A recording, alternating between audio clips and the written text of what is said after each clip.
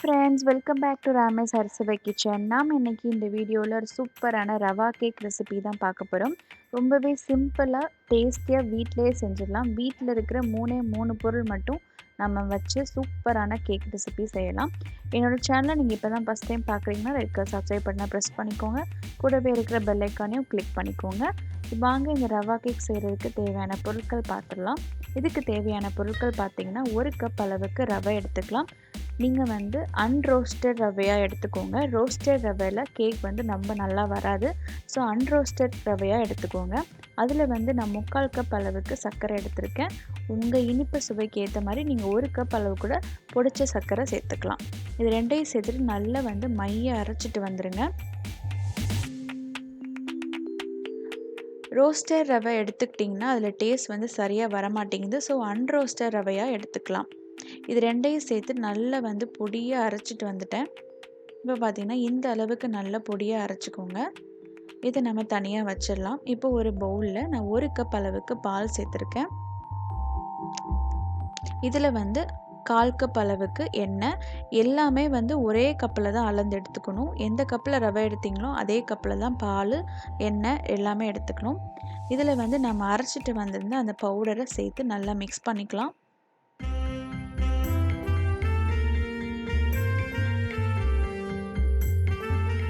நம்ம மிக்ஸ் பண்ணும்போது அது தண்ணியாக இருக்கிற மாதிரி தான் தெரியும். ஆனால் ரவை ஒரு 10 நிமிஷம் கழித்து ரவை அந்த பாலை நல்லா உறிஞ்சிட்டு ஒரு கெட்டியான கன்சிஸ்டன்சிக்கு வந்துடும்.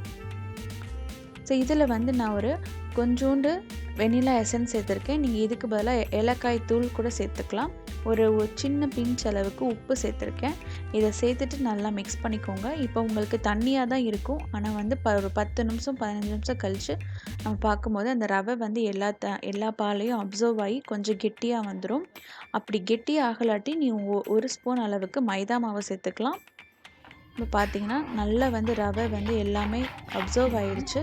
ஸோ இதில் இந்த கன்சிஸ்டன்சி போதும். இதில் கடைசியாக ஒரு 1/2 டீஸ்பூன் அளவுக்கு பேக்கிங் சோடா சேர்த்து நாம் மிக்ஸ் பண்ணிவிட்டு கேக் டின்னில் ஊற்றிட போகிறோம்.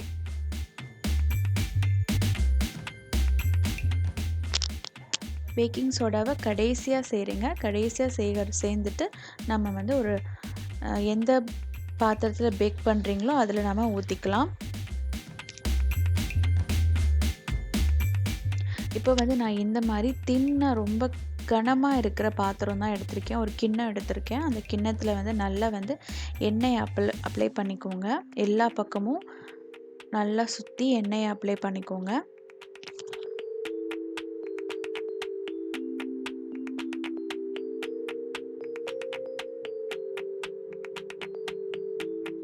இப்போ இதை டஸ்டிங்காக நான் 1 டீஸ்பூன் அளவுக்கு மைதா மாவு எடுத்திருக்கேன். அந்த மைதா மாவை அந்த பேனில் போட்டுட்டு நல்லா சுற்றி டஸ்டிங் பண்ணிக்கணும் இந்த மாதிரி. ஸோ அந்த எண்ணெய் நீங்கள் ஃபுல்லாக அப்ளை பண்ணியிருந்தீங்கன்னா அந்த மாவு அந்த எண்ணெயில் நல்லா ஒட்டி உங்களுக்கு நல்லா டஸ்டிங் ஆகிக்கும். உங்கள்கிட்ட பட்டர் பேப்பர் இருந்தால் அதை கூட நீங்கள் யூஸ் பண்ணிக்கலாம். ஸோ பார்த்தீங்கன்னா இந்த மாதிரி நல்லா டஸ்டிங் பண்ணிடுங்க. இல்லைன்னா கேக் வெந்து வரும்போது எல்லாமே ஒட்டிக்கும் சைடில். ஸோ இப்போ நம்ம கடாயை ப்ரீஹீட் பண்ணிடலாம். நான் இன்றைக்கி குக்கரில் தான் செய்ய போகிறேன். ஸோ குக்கரில் ஒரு கீழே ஒரு சின்ன தட்டு போட்டு நம்ம இதை கேஸ் கட் இல்லாமல் விசில் இல்லாமல் நம்ம ப்ரீஹீட் பண்ணிக்கலாம். ஒரு 10 நிமிஷத்துக்கு ப்ரீஹீட் பண்ணிக்கோங்க.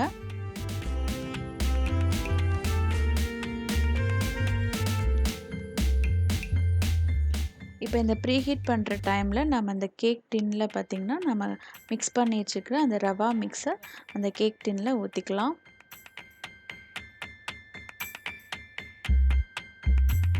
இதுக்கு மேலே நீங்கள் நட்ஸோ இல்லை டியூட்டி ஃப்ரூட்டி இல்லைன்னா ஸ்ப்ரிங்கிள்ஸ் இதெல்லாம் நீங்கள் ஆட் பண்ணிக்கலாம். நான் கடைசியாக பிஸ்தா சேர்க்குறதுனால அதெல்லாம் நான் ஆட் பண்ணல.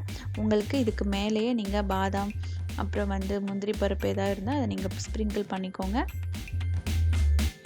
இப்போ பார்த்திங்கன்னா ப்ரீஹீட் ஆகிடுச்சு. நல்ல ஹீட் வந்துச்சு. இப்போ நம்ம அந்த கேக் டின்னை உள்ளே வச்சிடலாம். உள்ளே வச்சுட்டு நம்ம மூடி போட்டுட்டு ஒரு லோ ஃப்ளேமில் ஒரு 20 நிமிஷம் நீங்கள் பேக் பண்ணிங்கனாலே போதும். சூப்பரான கேக் ரெடி ஆகிடும். 20லேருந்து 25 நிமிஷம் தான் ஆகும். அதுக்கு மேலே ஆகாது. பார்த்திங்கன்னா ஆஃப்டர் ஒரு 20 நிமிஷம் கழித்து கேக் பார்த்திங்கன்னா சூப்பராக பேக் ஆகிடுச்சு. அந்த கேக் டின்ல நீங்கள் நல்லா டஸ்டிங் பண்ணியிருந்தீங்கன்னா கேக் வந்து சைடில் ஒட்டவே ஒட்டாது, உங்களுக்கு ஈஸியாக வந்துடும்.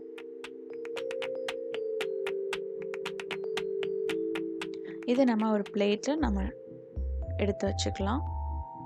பார்த்தீங்கன்னா சூப்பராக கேக் பேக் ஆகிடுச்சு, நல்லா சாஃப்டாக ரெடி ஆகிடுச்சு. முட்டை இல்லாமல் ஈஸியான ரவா கேக். இதில் நீங்கள் இன்னுமே உங்களுக்கு டேஸ்ட் அதிகமாக இருக்குன்னா இதுக்கு மேலே வந்து நல்லா சுகர் சிரப்பை நல்லா காய வச்சுட்டு அதை வந்து நீங்கள் சுகர் சிரப் மேலே போட்டிங்கன்னா மேலே ஊற்றினீங்கன்னா இன்னுமே டேஸ்ட் வந்து ரொம்பவே அதிகமாக இருக்கும்.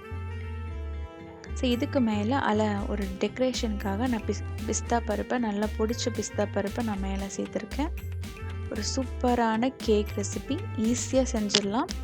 இந்த வீடியோ உங்களுக்கு பிடிச்சிருக்கும் நம்புறேன். நான் ஏற்கனவே சாக்லேட் கேக், வெனிலா கேக்லாம் அப்லோட் பண்ணியிருக்கேன். அதெல்லாம் நீங்கள் என்ன பார்க்கலன்னு அந்த வீடியோ போய் செக் பண்ணி பார்த்துக்கோங்க. இந்த வீடியோ உங்களுக்கு பிடிச்சிருந்துச்சுன்னா என்னோடய சேனலை மறக்காமல் சப்ஸ்கிரைப் பண்ணிக்கோங்க. லைக் பண்ணுங்கள், கமெண்ட் பண்ணுங்கள், ஷேர் பண்ணுங்கள். தேங்க்யூ ஃபார் வாட்சிங்.